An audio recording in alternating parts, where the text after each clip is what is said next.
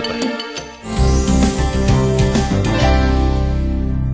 Welcome back after the break. You are watching Sangini for today's women. बढ़ते हैं अपने दूसरे सेगमेंट की ओर, जिसमें आज हम बात करने वाले हैं अपनी फैशन एक्सपर्ट से और जानेंगे उनसे कि हॉट समर्स में हम क्या कुछ चीजें चूज कर सकते हैं जो हमारे स्टाइल को और भी ज्यादा इनहांस करेंगी। और ये सब बात करने के लिए आज हमारे साथ मौजूद हैं हमारी fashion expert Shipra ji. Ma'am, welcome to our show. Hello. अगर हम बात करें स्पेशली समर सीजन की, क्योंकि वो बहुत ज्यादा गर्म होता है और लोग कुछ बहुत ज्यादा स्मूथ पहनना चाहते हैं, तो अगर हम फैब्रिक की बात करें तो लोग कैसा फैब्रिक चूज कर सकते हैं? इनफैक्ट इस समय बहुत इंटरेस्टिंग है समर्स, बिकॉज यूजुअली क्या होता है कि जब हम समर्स बोलते हैं तो हम पेस्टल कलर्स की बात करते हैं, हम व्हाइट्स की बात करते हैं, हम लाइट कलर्स की बात करते हैं, और टेक्सचर्स में भी हम ये कहते हैं कि फैब्रिक्स जो हैं हम मलमल लें, हम ये लें। तो वो सारी चीजें तो डेफिनेटली एक सीजन के हिसाब से, बट अगर हम ट्रेंड देखते हैं तो ट्रेंड के हिसाब से इस समय बहुत इंटरेस्टिंग है समर। पहली चीज तो कलर्स आर इन इस समय, तो turquoise blue, tangerine orange, coral orange, ये सारे कलर्स हैं जो बहुत ज्यादा इस समय इन हैं इस करंट सीजन में।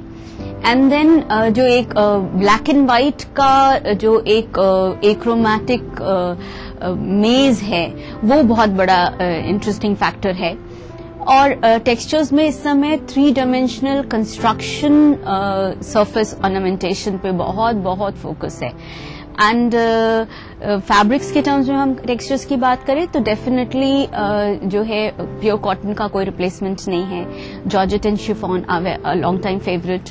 इवनिंग्स में बात करें तो सिल्क्स जो है वो एक ऐसे फैब्रिक है जो कि summers as well as winters बहुत अच्छी ईज के साथ सेटल करता है। Then khadi is a very very beautiful and a suitable fabric, so उस पर आप वर्क कर सकते हैं। देन समर इवनिंग्स के हिसाब से organza is a very interesting fabric, because share भी है और इस समय थैंकफुली शेयर इज इन, और laces and nets and cut work ये भी बहुत इन है। तो इससे जो टेक्सचर्स क्रिएट हो रहे हैं वो बहुत इन है। तो इन चीजों पे अगर आप देखेंगे तो समर बहुत एक्साइटिंग है इस बार फैशन के टर्म्स में। टेक्सचर के बारे में आपसे जानना चाहूंगी कि किस तरीके का हम टेक्सचर चूज कर सकते हैं और किन किन बातों का ध्यान रखें। See it's very common thing कि हम थोड़ा सा मैन मेड फैब्रिक्स जो हैं उनको अवॉइड करें, जैसे नायलॉन हो गया और एसीटेट हो गया, पॉलिएस्टर हो गया। ये फैब्रिक्स जो हैं स्पेशली बहुत बॉडीकॉन फिटिंग में तो कम्प्लीटली अवॉइड करना चाहिए, अंडरगारमेंट्स में अवॉइड करना चाहिए। तो ये आप अगर इनकी जगह पे अगर आपको फ्लूइडिटी चाहिए तो आप कॉटन विस्कोस ब्लेंड ले सकते हैं, वो एक अच्छा वो है। कॉटन लाइक्रा ब्लेंड ले सकते हैं जिसमें लाइक्रा कम हो, डेफिनेटली हल्का सा हो जो सिर्फ ड्रेप को अफेक्ट करे, तो वो चीजें सही हैं। अदरवाइज जितने ये मैनमेड फैब्रिक्स होंगे, केमिकल बेस्ड फैब्रिक्स होंगे, वो उतना ही ज्यादा जो है वो पर्सपिरेशन के पॉइंट ऑफ व्यू से वो करेक्ट नहीं है, क्योंकि वो रिएक्शंस होते हैं पर्सपिरेशन से, then lot of irritation, rashness, germ buildup, ये सारा कुछ, क्योंकि वो पोरस नहीं होते, पोरोसिटी की प्रॉब्लम होती है। तो इस वजह से उसमें वेंटिलेशन नहीं होता, तो पर्सपिरेशन जो है वो ब्रू करता है इनसाइड, वो एक टेक्निकल प्रॉब्लम है। तो वो एक बहुत बड़ा फैक्टर है जिसको ध्यान रखना चाहिए। तो अगर आप कुछ इस तरह का इंटरेस्टिंग नायलॉन प्रिंट आप यूज भी करना चाहते हैं, सपोज, बिकॉज इस समय प्रिंट्स भी बहुत इन हैं और इन फैब्रिक्स पे अच्छे प्रिंट्स मिल जाते हैं, तो अगर आप यूज भी करना चाहते हैं, try to keep it on an over garment, don't keep it close to the skin. आप नीचे जो है होजियरी का या किसी और निट्स का या कॉटन का बेस लेकर के उसके ऊपर उसको लेयर कर लीजिए, so that you have print also and still you are safe in your skin attachment. So ये सारी चीजें हैं जो थोड़ी सी cautious रहने की वाली बात है। वेल, टेक्सचर की बात तो हो गई, अब अगर हम बात करें प्रिंट्स की जो बहुत ज्यादा इंपॉर्टेंट रोल प्ले करते हैं, तो कैसे प्रिंट्स हम चूज करें, स्पेशली अगर समर सीजन की बात करें तो? हाँ, प्रिंट इस समय इम्पोर्टेंट है, और चूंकि समर्स है तो एक ट्रेडिशन है फ्लोरल प्रिंट का, तो डेफिनेटली फ्लोरल प्रिंट इन है। Tropical prints are in, because इस समय बीच जो है बहुत ही फेवरेट डेस्टिनेशन होता है किसी भी वकेशनर का, तो उनसे इंस्पायर होकर ट्रॉपिकल प्रिंट्स जो हैं वो इन हैं, सिट्रस प्रिंट्स इन हैं। एंड इसके साथ अगर हम थोड़ा सा टेक्नोलॉजी की तरफ जाते हैं, चूंकि डिजिटल प्रिंटिंग जो है वो अब बहुत ही स्टेपल टेक्निक है जो फैशन में यूज होती है, तो उसके तहत इस समय graphic prints, specially destination prints with respect to even stamp prints, ये बहुत इन है। कंसिडरिंग अगर आप देखें लाइफस्टाइल, तो ये टाइम ऐसा है जो वेकेशन पीरियड हो जाता है, सडनली अभी छुट्टियां हो जाएंगी, everybody is on a vacation, तो ये एक अच्छा एक सोवेनियर मोड है कि आप कहीं भी जाएं वहां का आप स्टैम्प प्रिंट कलेक्ट करके लाएं वहां से अपनी फैब्रिक पे। तो वो एक बहुत ही इंटरेस्टिंग कैनवस है फॉर फैशन मीट्स टूरिज्म का, और वो इस समय बहुत ज्यादा इन है। अगर हम बात करें कॉम्बिनेशन की, स्पेशली उन विमेन की जिनको साड़ी पहनना बहुत ज्यादा पसंद है, तो उसके बारे में आप हमें कुछ बताइए। कॉम्बिनेशन की अगर हम बात करें, चूंकि शेयर इन है, तो इस समय अगर आप थोड़ा सा देखेंगे तो लेस, यूजुअली पहले जब शेयर इन था तो लोग शेयर साड़ीज में बहुत वो थे, और नेट की साड़ीज बहुत फोकस में थी। अभी थोड़ा सा फोकस जो है आप ब्लाउज पे शिफ्ट कर सकते हैं, क्योंकि ट्रेंड के हिसाब से कटआउट्स एंड मिडरिफ वेयरिंग ये इन है, तो उस हिसाब से डेफिनेटली साड़ी ब्लाउज जो है एक बहुत ही इंटरेस्टिंग अटायर है, जो कि डेफिनेटली मिडरिफ वेयरिंग अटायर हो जाता है। तो वो बड़ा फैशन पॉइंट ऑफ व्यू से भी बहुत ही एक इंटरेस्टिंग पिक है। तो आप लेस ब्लाउजेज इस पे फोकस करें। देन नियॉन एक्सेंट्स पे बहुत इन है, फोकस है इस सीजन पे। तो आप साड़ीज में आप में भी बॉर्डर्स में और आप पल्लू में या कहीं छोटे छोटे स्टडिंग्स में आप neon studs, neon trimmings, neon pipings, इन सब का इस्तेमाल करके उसको आप शेयर ब्लाउजेस के साथ टीम करके आप एक इंटरेस्टिंग लुक जेनरेट कर सकते हैं। शिप्रा जी, अब हम शामिल करेंगे अपने एक व्यूअर की भेजी हुई क्वेरी को। इनका नाम ऋतु है और ये बरेली से हैं। इनका ये कहना है कि इनकी वेस्ट हैवी है और इनको सूट पहनना पसंद है, तो ये किस तरीके के सूट पहने? ऋतु जी, मेरे ख्याल से तो आप ऐसा करें कि चूंकि आप जानते हैं कि वेस्ट ऐसा है जिसको आप कामोफ्लाज करना चाहेंगे, तो आपके लिए मैं सजेस्ट करूंगी कि आप एम्पायर लाइन सूट्स पे फोकस करें। हाई वेस्टेड फ्रॉक सूट्स हो या high waisted A line suits हो, go in for high waist, go in for empire line, go in for asymmetrical lines, go in for wrap look, okay, angrakha look पे जाइए, diagonal lines use करिए, diagonal lines की mitering कराइए, कोशिश करिए कि front में आपने एक पैनल क्रिएट किया है, 2 डायगोनल लाइंस आप वी जेनरेट कर रहे हो अपने गारमेंट में, तो इस तरीके की जो भी आप लुक यूज करेंगे वो आपके लिए अच्छा रहेगा। देन आप ये भी कर सकते हैं कि आप कलर ब्लॉकिंग यूज करें, जिसमें कि आप प्रिंसेस सीम यूज करें और उसमें आप साइड में डार्क कलर्स ले लें, बीच में आप लाइट एंड ब्राइट कलर ले लें, तो उससे भी आपकी वेस्ट जो है थोड़ी सी कम होके दिखेगी। तो ये सारे ऑप्शंस हैं और इसमें सारे ऑप्शंस ऐसे हैं जिनमें आप बहुत हाई ऑन फैशन रह सकते हैं इनके बावजूद। वेल शिप्रा जी, आपने हमें और हमारे दर्शकों को इतनी सारी जानकारियां दी कि कैसे हम अपने आउटफिट्स को चूज करें, कैसा फैब्रिक होना चाहिए और किस तरीके से हम उनको अपनी पर्सनालिटी में ढालें। इसके लिए बहुत बहुत धन्यवाद। My pleasure. वेल, मुझे पूरी उम्मीद है कि हमारी एक्सपर्ट के एडवाइसेस को आप जरूर अपनाएंगी। इसी के साथ मैं आपको याद दिलाना चाहती हूँ कि अगर आपकी कोई भी क्वेरी है जो आप चाहती हैं कि हमारे एक्सपर्ट उनके जवाब दें, तो जल्दी से हमें लिख भेजिए। हम तक पहुंचने के लिए आप अपने मैसेज बॉक्स में जाके टाइप कीजिए SNG संग, स्पेस अपनी क्वेरी, स्पेस अपना नाम, अपने शहर का नाम और इसे भेज दीजिए 562635 पे। आप हमें ईमेल भी कर सकती हैं। हमारी ID है sangani@etv.co.in। इसी के साथ वक्त हो चला है एक छोटे से ब्रेक का, लेकिन ब्रेक के बाद है हमारा सबसे खास सेगमेंट छूलू आसमां, इसलिए कहीं मत जाइएगा, देखती रहिए Sangini for today's women. World level की कई प्रतिस्पर्धाओं में भाग लेते हुए शर्मिला निकोलेट ने बेहतरीन मकाम हासिल किए, जो इतनी कम उम्र में किसी भी करिश्मे से कम नहीं था।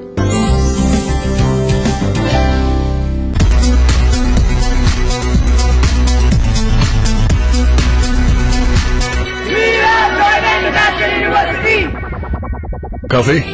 Let's go.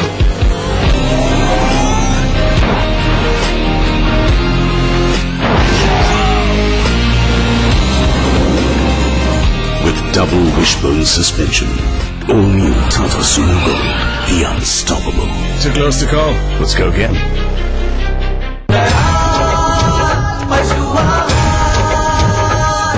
असली भरोसेमंद दयाल पशु आहार, दूध दमदार, आप शानदार।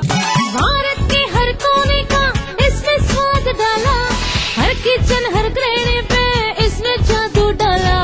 चाट कचौड़ी मछली सब्जी सांभर मसाला, पाव भाजी मीट मसाला गरम मसाला, स्वाद और शुद्धता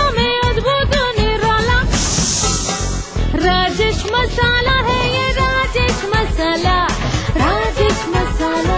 सचमुच स्वादिष्ट, सचमुच शुद्ध। Coffee? Who pays? Loser pays. Let's go.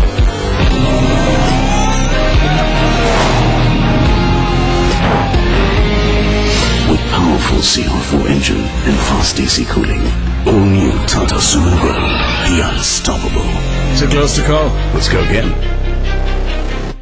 देखिए ईटीवी उत्तर प्रदेश उत्तराखंड सभी डीटीएच प्लेटफॉर्म पर, डिश टीवी पर चैनल नंबर 823, एयरटेल पर चैनल नंबर 289, टाटा स्काई पर चैनल नंबर 163, बिग टीवी पर चैनल नंबर 416, वीडियोकॉन पर चैनल नंबर 782। देखिए आपका अपना चैनल। तमाम रोशनी के बीच जिसने पलके नहीं झपका, जो लगातार चला रेड कारपेट पर बिना विश्वास डगमगाए, जिसकी शोहरत ने छुआ बुलंदियों को पूरे हफ्ते। मैं पराग छापेकर उस स्टार को लाऊंगा आप तक, दिल से, हर रविवार दोपहर 3:30 बजे। राजनीति की बिसात जहां सजती है रोज, हजार कठिनाई में भी जो हंसता है रोज, बार बार बिखर के भी जो संभलता है रोज, कहने सुनाने के साथ जो सुनता है रोज, अपना यूपी देखिए इस समय पर। इस न्यूज के सह प्रायोजक हैं हर निर्माण के लिए आदर्श सीएम की बात, फख्र है ताकत। कुबेर मसाला, स्वादिष्ट जीवन चाहे हर मन। स्वामी मोबाइल फॉर मी। आवारा हूँ या गर्दिश में हूँ, आसमान का तारा हूँ। पहला पहला प्यार भर के आंखों में कुमार, जादू नगरी से आया है कोई जादूगर। ये रातें, ये मौसम, नदी का किनारा, ये चंचल हवा। कहा दो दिलों ने कि मिलकर कभी हम न होंगे जुदा। भूले बिसरे गीत देखना ना भूले।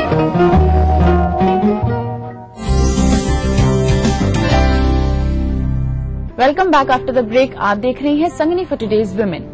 फिर बढ़ते हैं अपने सबसे आखिरी और सबसे खास सेगमेंट की ओर। ये खास इसलिए है क्योंकि इसमें हम आपको उस महिला से मिलवाते हैं जिन्होंने अपनी आइडेंटिटी खुद की अपने ही दम पे बनाई। तो चलिए देखते हैं आज की हमारी विमेन अचीवर कौन है।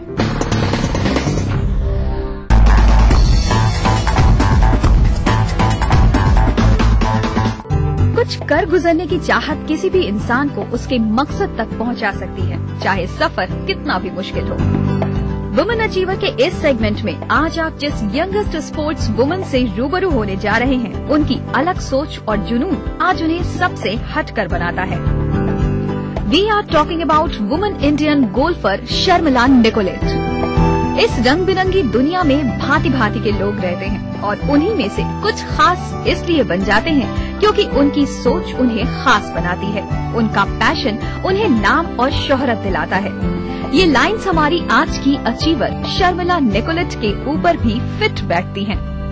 गोल्फ वर्ल्ड में इंडिया को रिप्रेजेंट करने वाली शर्मिला निकोलेट का जन्म 12 मार्च 1991 को बैंगलोर में हुआ, जहां उन्होंने बिशप कॉटन गर्ल्स स्कूल में अपनी शुरुआती शिक्षा ग्रहण की। निकोलेट को बचपन से ही कुछ अलग करने की चाहत थी, जो उन्हें धीरे धीरे गोल्फ की तरफ ले आई और निकोलेट 2002 में सिर्फ 11 साल की उम्र में इस गेम का हिस्सा बन गई। जब बेटी इतना कुछ कर रही है तो पेरेंट्स का सहयोग मिलना बेहद जरूरी हो जाता है। तो फिर क्या था, निकोलेट को भी फैमिली का पूरा सपोर्ट मिला और वो स्टडी के साथ ही स्पोर्ट्स एक्टिविटीज में भी पार्टिसिपेट करने लगी। निकोलेट ने अपना फर्स्ट टूर्नामेंट 15 साल की उम्र में जीता। उसके अलावा वो स्विमिंग में नेशनल सब जूनियर चैंपियन रह चुकी हैं, वो भी 72 गोल्ड एंड सिल्वर मेडल्स के साथ। बहुमुखी प्रतिभा की धनी इस युवा इंडियन गोल्फर ने एशियन गेम्स 2006 में इंडिया को रिप्रेजेंट तो किया ही, साथ ही Asia Pacific junior golf tournament को भी रिप्रेजेंट करते हुए देश को गौरवान्वित महसूस कराया। वर्ल्ड लेवल की कई प्रतिस्पर्धाओं में भाग लेते हुए शर्मिला निकोलेट ने बेहतरीन मकाम हासिल किए, जो इतनी कम उम्र में किसी भी करिश्मे से कम नहीं था। निकोलेट को उनकी उपलब्धियों के लिए all India ladies amateur championship 2007-2008 में यंगेस्ट लेडी गोल्फर का पुरस्कार भी दिया गया। एमेच्योर चैंपियनशिप में शानदार परफॉर्मेंस के बाद अब बारी थी प्रोफेशनल करियर की, तो इसमें भी निकोलेट ने अपनी मौजूदगी का एहसास कराया। 2009 में अपने प्रोफेशनल टूर की शुरुआत करते हुए शर्मिला निकोलेट ने लेडीज टूर क्वालिफाई किया। 2009 में अपने प्रोफेशनल टूर की शुरुआत करते हुए शर्मिला निकोलेट ने लेडीज यूरोपियन टूर क्वालिफाई किया और इस टूर में वो सेकंड इंडियन थी जो फुल कार्ड अर्न करने में सफल रही। निकोलेट ने 2009-2010 women golf association of India की तरफ से खेलते हुए जीत तो दर्ज की ही, साथ ही टॉप ऑर्डर में अपनी जगह भी बनाई। इसके बाद 2010-2011 का सफर भी उनके लिए बेहतरीन साबित हुआ और उन्होंने कई खिताब हासिल किए। इस तरह शानदार परफॉर्मेंस देते हुए निकोलेट ने वुमेन गोल्फ एसोसिएशन की तरफ से परफॉर्म करते हुए 11 जीत के साथ ही खुद को टॉप पोजीशन पर पहुंचा दिया। शर्मिला निकोलेट की स्पोर्ट्स लाइफ जितना चर्चित है, उनकी लाइफ स्टाइल और ग्लैम लुक भी उतना ही पॉपुलर है। शायद यही वजह है कि निकोलेट एक बेहतरीन गोल्फर के साथ साथ स्टाइल आइकन भी कही जाती हैं। यानी Nicollet beauty with brain and power का परफेक्ट कॉम्बिनेशन है। शर्मिला निकोलेट का सफर अभी भी जारी है। वो women golf association of India और लेडीज यूरोपियन टूर का हिस्सा है। शर्मिला निकोलेट अपने इस सफर में सफलता के उच्चतम शिखर पर पहुंचे और उनकी आने वाली जनरेशन के लिए उनका ये सफर एक आदर्श बने, यही संगिनी फॉर टुडेज वुमेन की शुभकामना है।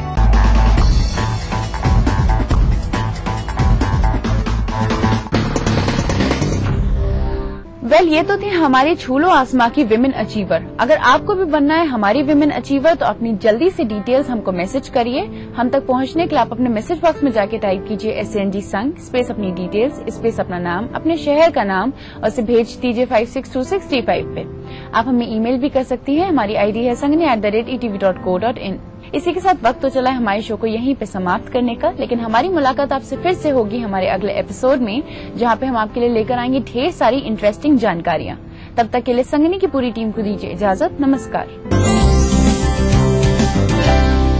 कार्यक्रम के सह प्रायोजक थे माहेश्वरी फार्मास्यूटिकल द्वारा निर्मित त्रिंगासो, चारों खुशबू लाजवाब, मोक्ष अगरबत्ती, राजेश मसाला, सचमुच स्वादिष्ट, सचमुच शुद्ध। नूरानी तेल, आ से वाह, क्या बात है।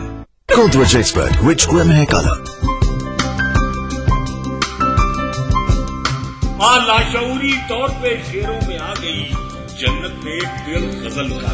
हम लोग नए मुल्क बना सकते हैं, तहजीब की तकसीम नहीं हो सकती।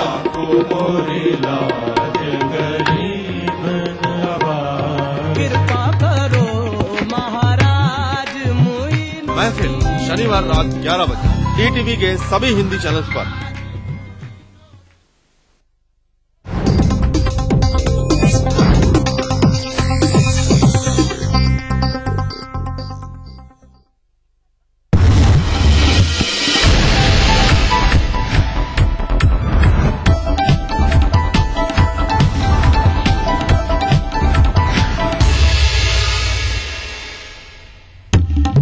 मिशन 2014 फतह करने के लिए बसपा ने ब्राह्मणों पर डाले डोरे। खलीलाबाद में किया ब्राह्मण सम्मेलन। सतीश चंद्र मिश्रा ने सपा पर बोला हमला। दिल्ली पर निगाहें टिकाई सपा ने। लखनऊ में की पिछड़ा प्रकोष्ठ की बैठक। पार्टी सुप्रीमो और सीएम अखिलेश रहे मौजूद।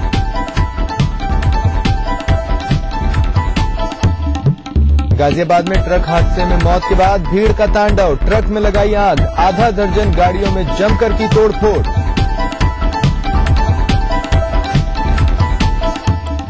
लखनऊ में वरुण गांधी की अगुवाई में बीजेपी का प्रदर्शन। केंद्र और राज्य सरकार पर पार्टी का हमला।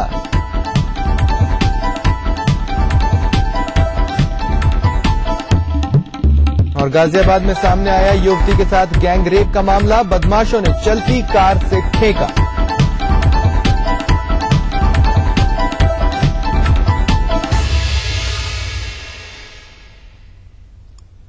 नमस्कार, स्वागत है आप सभी का अपना यूपी में। मैं हूं स्वप्निल।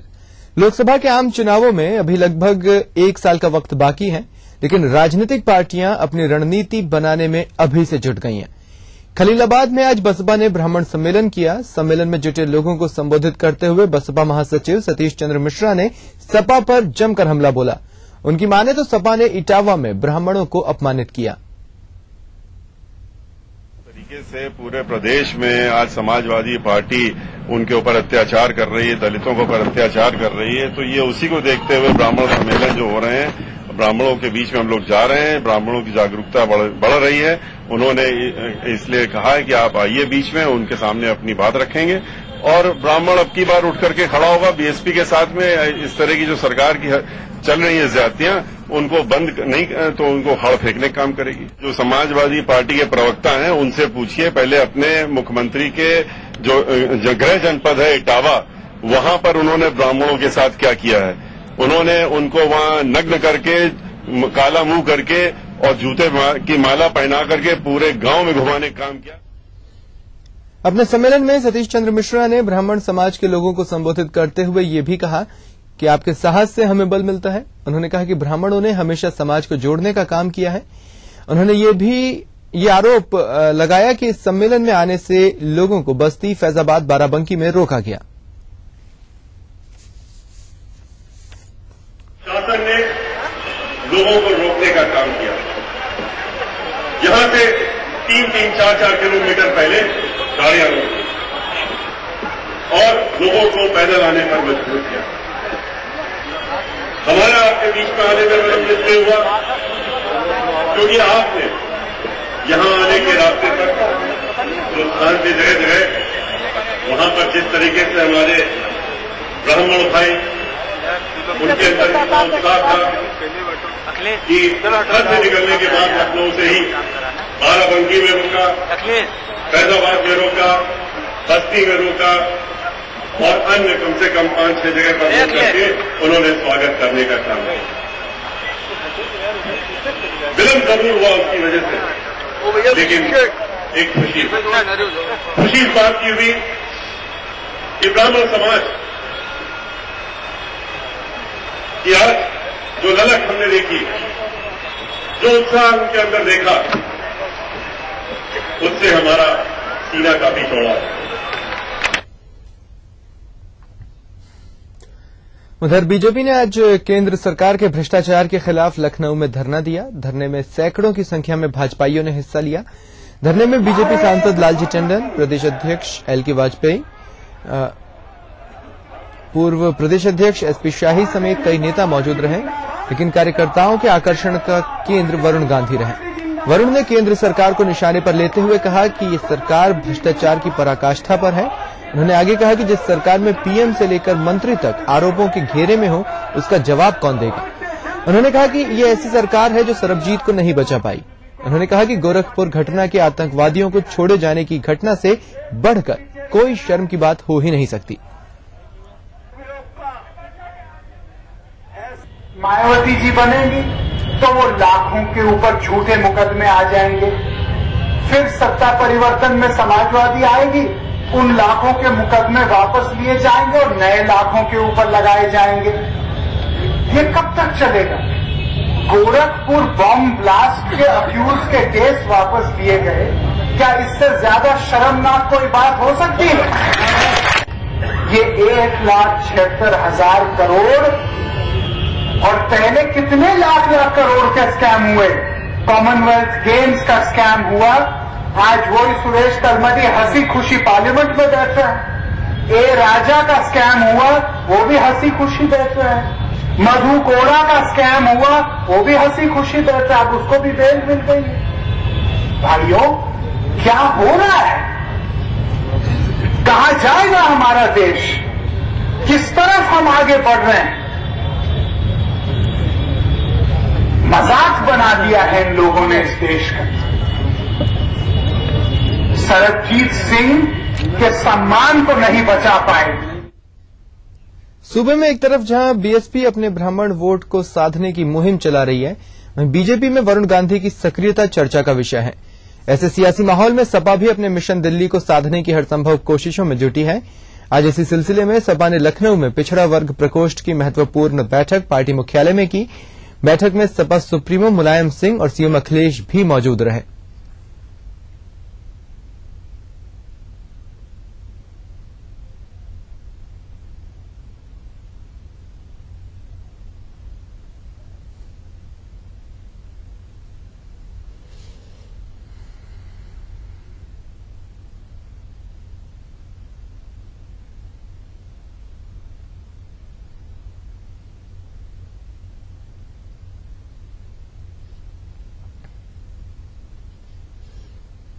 और अब बात प्रधानमंत्री मनमोहन सिंह की। एशियन डेवलपमेंट बैंक 2013 की मीटिंग में आज प्रधानमंत्री मनमोहन सिंह नोएडा पहुंचे। इस मीटिंग का मुख्य एजेंडा है कि एशिया के उन देशों का विकास कैसे किया जाए जो कि दुनिया के नक्शे में पीछे हैं। ऐसे में किस तरह उन देशों को आगे बढ़ाया जाए, ये एक बड़ी चुनौती है। इस मीटिंग में दुनिया के कई बड़े इंटरनेशनल बैंक भी हिस्सा ले रहे हैं। मीटिंग को संबोधित करते हुए प्रधानमंत्री मनमोहन सिंह ने एशिया के विकास पर जोर दिया।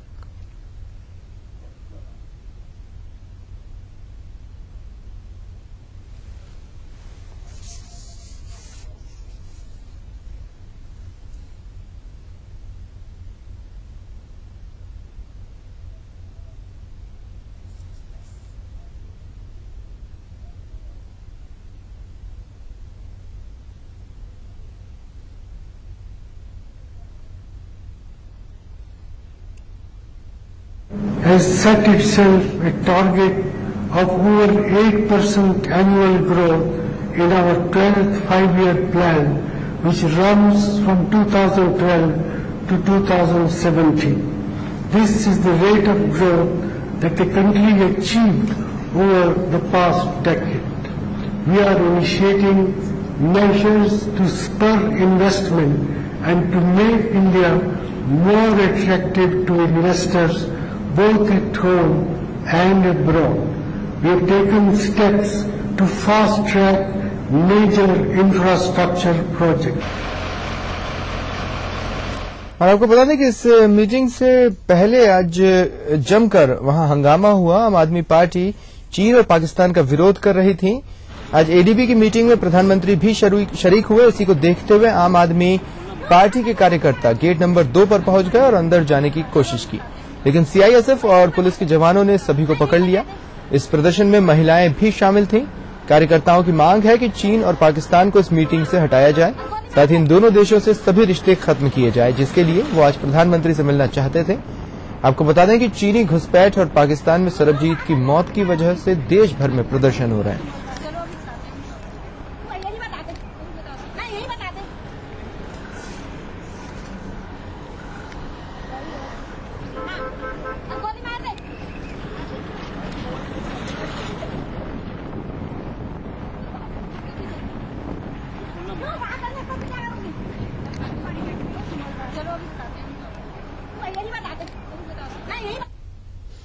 गाजियाबाद के इंदिरापुरम इलाके में एक युवती के साथ गैंग रेप कर उसे चलती कार से फेंक दिया गया। घटना की जानकारी मिलने के बाद मौके पर पहुंची पुलिस ने तड़के उसे थाने ले आई। उसके चेहरे और शरीर पर चोट के निशान थे। पुलिस को की गई शिकायत में युवती ने कहा कि कार सवार 3 लोग उसे दिल्ली के चांदनी चौक से अगवा कर लाए और उसके साथ चलती कार में रेप कर उसे दिल्ली यूपी बॉर्डर पर कार से ही धक्का दे दिया। पुलिस की युवती की शिकायत पर उसका मेडिकल जांच कराने के लिए जिला अस्पताल पुलिस ने उसे भेजा, जहां उसका मेडिकल कराया जा रहा है। पुलिस के मुताबिक युवती गाजियाबाद के विजयनगर की रहने वाली है और दिमागी रूप से कमजोर है और उसके मेडिकल रिपोर्ट में रेप की पुष्टि भी नहीं हुई है। इसको सुबह के वक्त एक महिला संदिग्ध अवस्था में मिली थी और इस महिला को पुलिस ने रिकवर करते हुए अभी पुलिस ने डॉक्टरी मुआयने के लिए इसको भेजा गया है। पुलिस ने ये भी पता करने की कोशिश की है कि कहीं इंटरकॉर्स उसके साथ हुआ है अथवा नहीं, और इन सभी चीजों को पहले पुलिस दिखवा रही है। उसके बाद जो भी तहरीर आती है, एप्लीकेशन आती है, उसके आधार पर मुकदमा दर्ज करके कार्रवाई की जाएगी। और लोकेश राय हमारे संवाददाता हमारे साथ फोनलाइन पर मौजूद हैं। लोकेश, इस अपडेट को समझाएं। स्वप्निल, घटनाक्रम के बाद उस युवती का मेडिकल कराया गया है। हालांकि पुलिस कह रही है कि वो मानसिक रूप से विक्षिप्त है और वो अपने माता पिता के साथ थी देर रात तक, उसके बाद वो वहां से गायब हो गई थी। और युवती के ऊपर जो गैंगरेप का इसने आरोप लगाया था, फिलहाल मेडिकल रिपोर्ट में इसकी पुष्टि नहीं हुई है और पुलिस इस मामले की और छानबीन कर रही है और जो परिजन है उनकी शिकायत के आधार पर अब आगे की कार्रवाई करेगी कि आखिर वो लोग कौन थे जिन्होंने इसके साथ मारपीट की है।